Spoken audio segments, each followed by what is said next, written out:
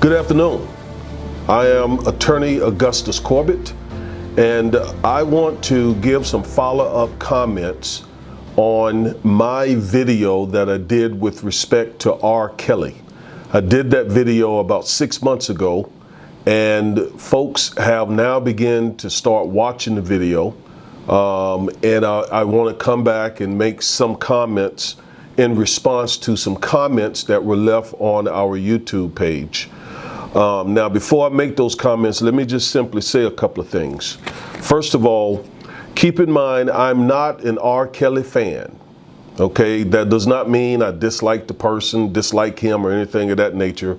I just want you to know that I don't have a biased opinion because, again, I'm not a fan. I'm not a member of his fan or any of his fan clubs. I don't know R. Kelly. I don't even know anyone who knows R. Kelly. And I obviously don't represent him, and I'm not trying to represent him. I don't know if he committed the offenses. I don't know. I don't know the facts. He says he didn't. And on one occasion, some years ago, a jury heard all the evidence in several of his cases and found him not guilty. So, I just want to say that. I'm a criminal defense attorney, and what I'm doing is I'm giving my legal analysis on R. Kelly cases. Again, I don't know the facts. I don't know what happened. I wasn't there, and most of you all weren't there. So we all are bound by the law to, again, give this man the presumption of innocence.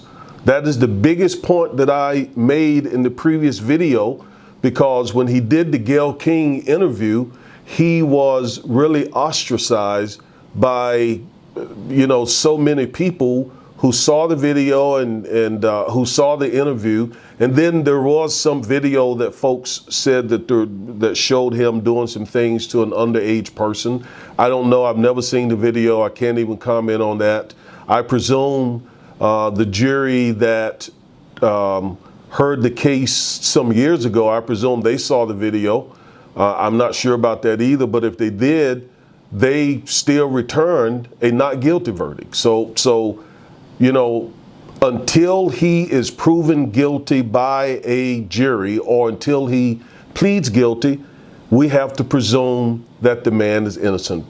That's just the law, okay? So what I did was, there was a comment or two left on my YouTube page that I wanted to address specifically. And that's what I'm going to do in this video. Now, someone wrote on my YouTube page, they said, what about the accusers or victims? They deserve the same treatment. What about the accusers or victims? They deserve the same treatment. Well, first of all, the accusers will have their day in court. I presume that they're going to set this for trial, and the accusers will get the opportunity to present their case to a jury. As far as victims are concerned, under the law, as of right now, there are no victims legally, okay? Because he hasn't been found guilty. So these are alleged victims. Until he pleads guilty or until he's found guilty, these are alleged victims. So I wouldn't classify them as victims. The better word is accusers. And the accusers will indeed have their day in court. All right, person goes on to say, I hate to go there, but I have to say this. The white accusers or victims have not been labeled liar before anyone know who they are. Now, I'm not labeling anyone liars either. I'm simply giving you my legal analysis. And under Illinois law, Mr. Kelly is presumed innocent until he's proven guilty. I'm going to continue to drive that point home because that's the law. Until a jury finds him guilty or until he pleads guilty, he is presumed to be innocent. I don't know that he's innocent because I don't know the facts, but he is presumed innocent. He enjoys the presumption of innocence, and everyone does. That is just the beauty of our country. That is the beauty, one of the beautiful things of our jurisprudence system.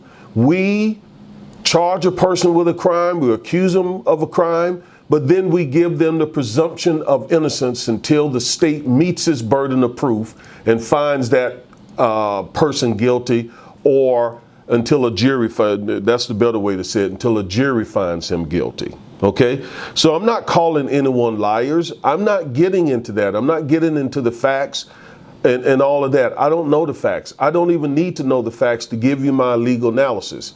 I just want folks to not jump to some conclusion until they've heard everything. And that's going to come out in the trial. The jury is going to hear all the evidence that is legally admissible, and then they will let us know whether or not Mr. Kelly is guilty of these crimes. All right, so this person goes on to say, is it really true that the black community doesn't care about its black young ladies or children? These horrible things shouldn't have been allowed to continue this long. Now, of course, the black community cares about its young ladies and its children. It's ridiculous for anyone to even ask that question. But again, I'm not addressing the facts of the case. Okay? I don't know the facts. I don't know if he's guilty or not.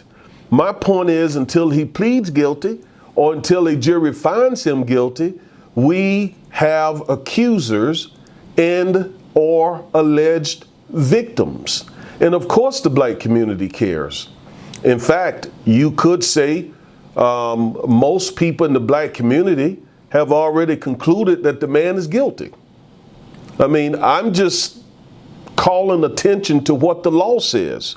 In fact, Illinois law says every person is presumed innocent until proved guilty.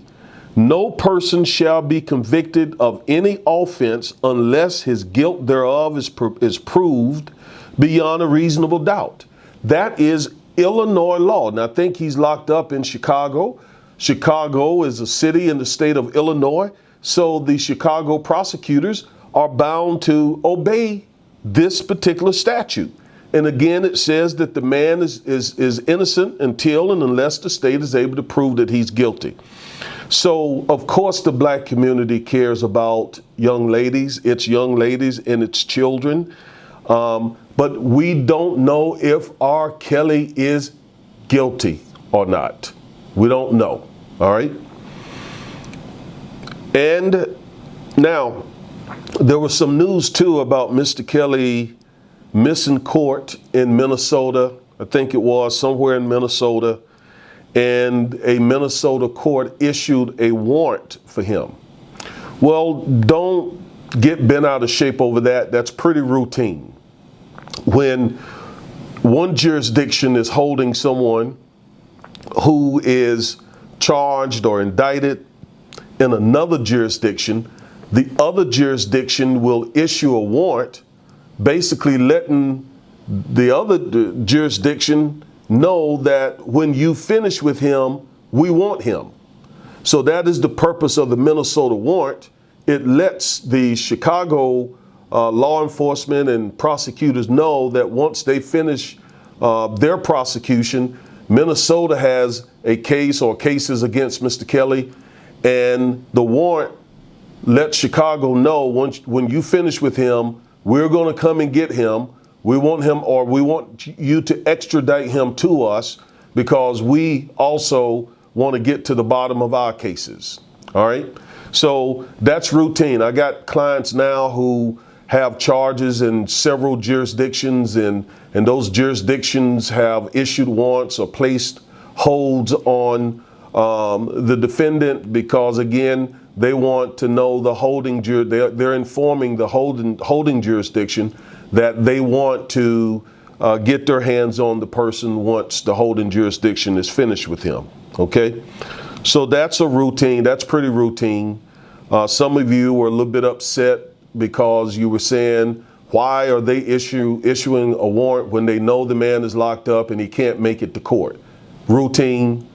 And again, it just they were letting the Chicago prosecutors and law enforcement know, when you finish with him, we'll come and get him, or you can send him to us. Okay? So let's see what happens in this case, in his cases.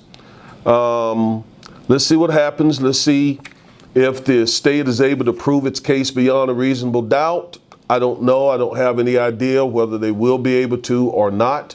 I just know that until they do, unless they do, this man is presumed innocent. Okay? So that's all I have for you today. I'm going to continue as things come out. I'm going to continue to give my legal analysis of not only his case, but other celebrities as well. Okay, so stay in touch with my YouTube channel. All right, become a subscriber, and I will keep you updated on what's going on with some of these celebrities and their criminal matters. Again, I'm Attorney Augustus Corbett of Corbett & Corbett here in the city of Dallas.